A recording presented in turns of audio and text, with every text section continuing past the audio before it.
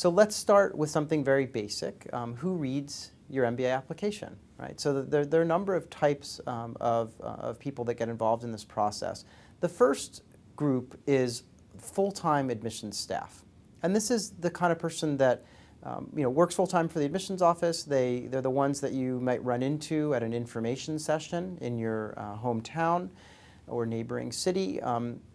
They are the people that do interviews with Business Week or The Economist. I mean, this is the full-time admissions staff.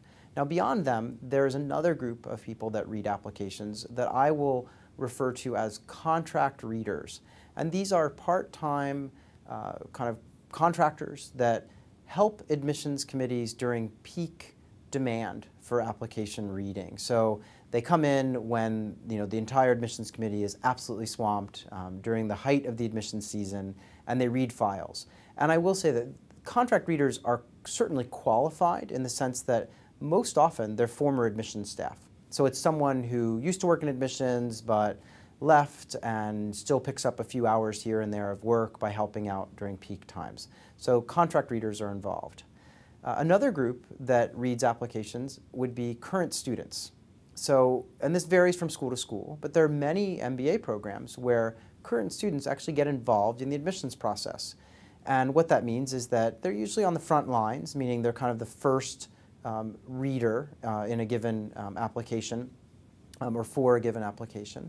And they help, they weigh in, and these are students in MBA programs. They're only a couple years ahead of where you are in the process, so sort of your peers. But anyway, they're involved. Two other groups that get involved in reading MBA applications are professors and alumni. And in both cases, this is to a much lesser extent. And again, it varies from school to school as to which of these groups are going to be involved in the process. But there are some programs out there that do have professors reading files and even kind of rotating in and out of the admissions process to offer their perspective. And obviously, where alumni are concerned, the most common situation is that an alum might be involved in reading your file before they interview you, right? So a lot of schools use alumni to conduct interviews, and in many cases, they'll give the alum your application so that that person can get up to speed on your candidacy before they meet with you. But again, professors and alumni are really rare, kind of rarities in this process. They're not, the predominant readers of applications.